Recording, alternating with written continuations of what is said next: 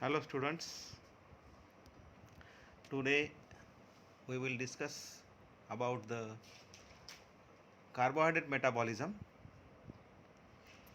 in biochemistry syllabus BSc second year. In the second stage of the carbohydrate metabolism, the formation of pyruvic acid which is takes place in the back process that we have studied already in the process of the glycolysis, in which the pyruvic acid is formed.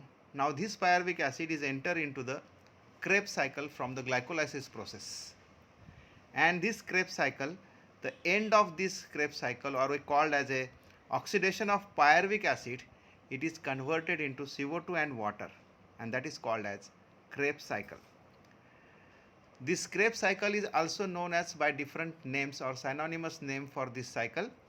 The first is called as citric acid cycle, because the reason for giving the citric acid cycle name to this Krebs cycle is that this cycle begins with the citric acid. That is why this name is given as citric acid cycle. The another name to this Krebs cycle and citric acid cycle is also called as tricarboxylic acid cycle, because there are three COOH groups they are present in this cycle. That is why tricarboxylic acid is called to this Krebs cycle also. This cycle was first described by the Krebs in 1936, and the another characteristic about this Krebs cycle is that this cycle takes place in the presence of the oxygen molecule. That is why this cycle is called as aerobic process. The Krebs cycle, which takes place mainly in the powerhouse of the cell, that is the mitochondria, and it involves the different steps. So these are the different steps. They are, the first step is formation of citric acid, second step is dehydration process, third is hydration first, fourth dehydrogenation first, fifth decarboxylation process, sixth oxidation oxidative decarboxylation, next oxidation, next the hydration second, and the last dehydrogenation second. Now when we observe the starting of the Krebs cycle, it shows that in this figure, now this glycolysis, so this is a glycolysis process through which this pyruvic acid they are formed, and this pyruvic acid from the glycolysis enter into the Krebs cycle. It combines with the acetyl coenzyme A. Now this acetyl coenzyme A, it is coming from the fatty acid oxidation, that is called as beta oxidation. So from the beta oxidation, the acetyl coenzyme A plus one molecule of carbon dioxide, it is pyruvic acid, is converted into the acetyl coenzyme A, and the enzyme involved in this reaction, that is called as pyruvic acid dehydrogenase. So this is the name of the enzyme, pyruvic acid dehydrogenase. Now this acetyl coenzyme A, it combines with the pyruvic acid to form the first step of the citric acid, and that is called as citric acid, and the enzyme involved in the formation of this citric acid, that is called as citric acid synthetase.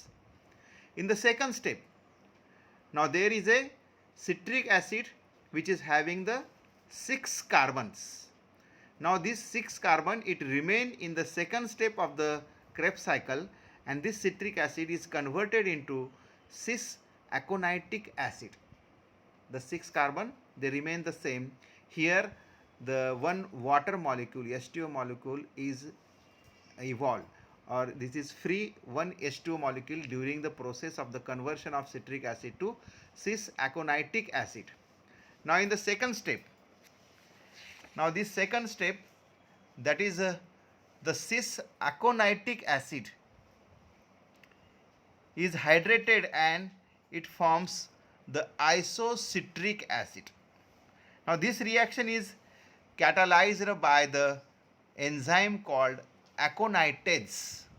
Now here during this process of cis-aconitic to isocitric acid, there is one H2O molecule is involved.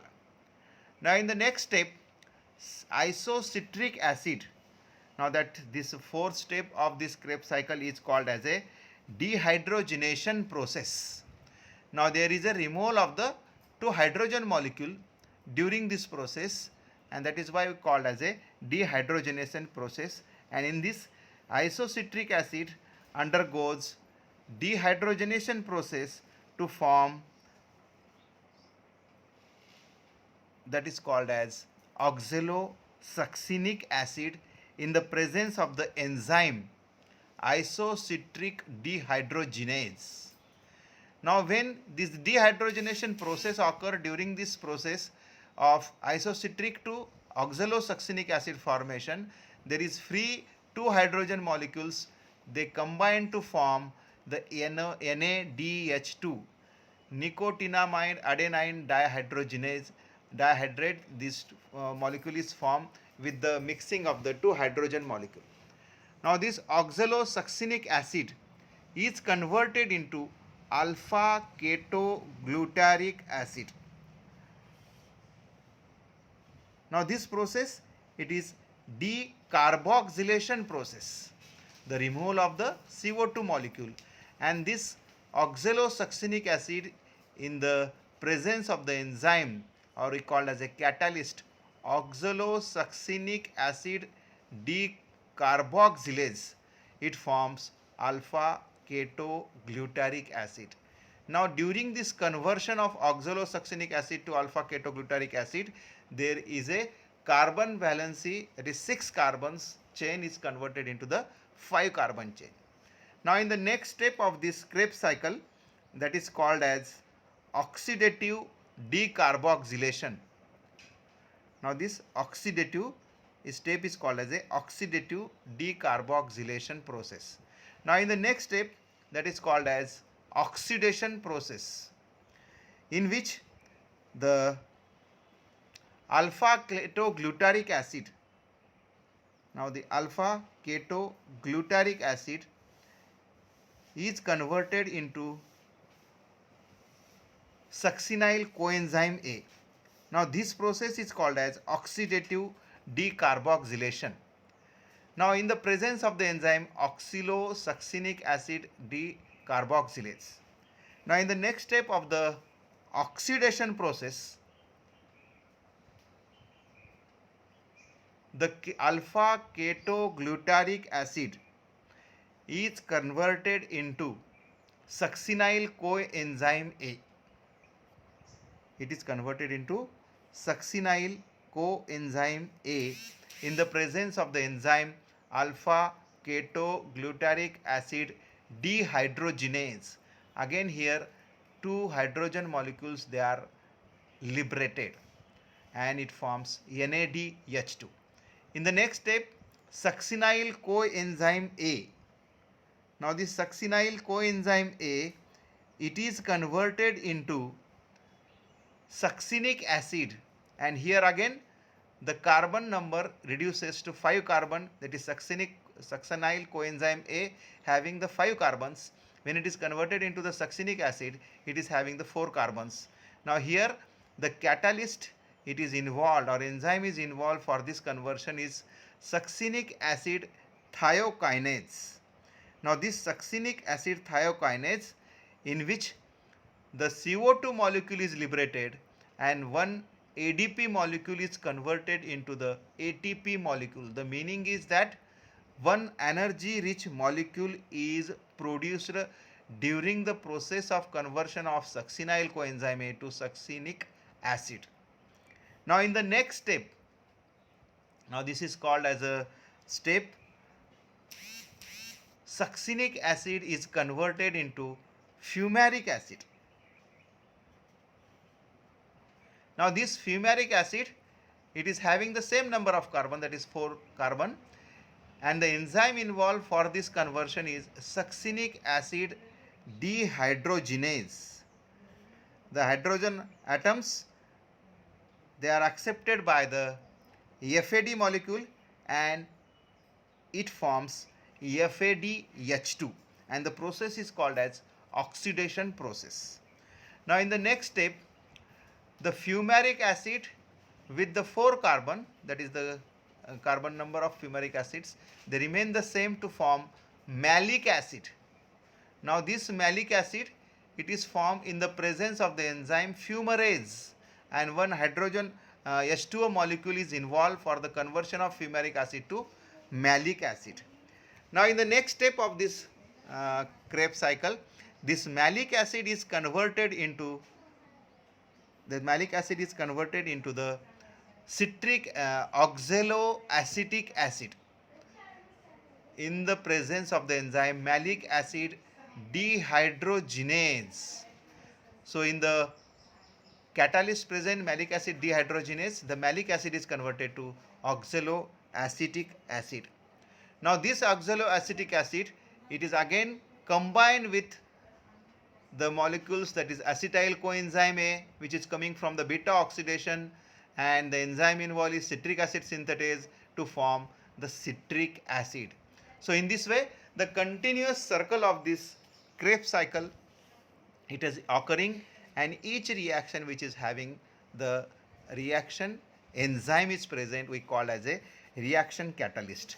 And in this way, the citric acid is the first step of this Krebs cycle, and that is why it is called as a citric acid cycle. Now when you observe the output of this Krebs cycle, now this Krebs cycle, which is involved or takes place inside the mitochondria, which is called as a energy rich molecules. Now during this single Krebs cycle process, that is conversion of succinyl coenzyme A to succinic acid, it forms 1 ATP molecules. Oxidation of malic acid to oxaloacetic, it forms 3 ATP molecules. Oxidation of succinic acid to fumaric acid, 2 ATP molecules they are produced. Oxidation of alpha ketoglutaric acid to succinyl coenzyme A, 3 ATP molecules they are produced, and oxidation of isocitric acid to oxalosuccinic acid, 3 ATP molecules they are produced. So during this process, the 15 total ATP molecules produced for each pyruvic acid is 15 ATP molecules, and during this process, the total number of ATP molecules produced, they are, during the oxidation of 2 molecules of pyruvic acid, it is 15 into 2, that is 30 ATP molecules they are produced during the Krebs cycle. So the single pyruvic acid, it produces the 15 ATP molecules, and 2 pyruvic acids they are involved, and that is why 30 ATP molecules they are produced during the Krebs cycle. And when is compare this energy production with the glycolysis process, during this glycolysis it yields 8 ATP molecules. So thus the complete oxidation of the 1 glucose molecule, it gives or it yields 30 plus 8 ATP molecules. The meaning is that 38 ATP molecules they are produced during the oxidation of 1 glucose molecule. So that is the energy production during the process of this Krebs cycle and the glycolysis process. Thank you.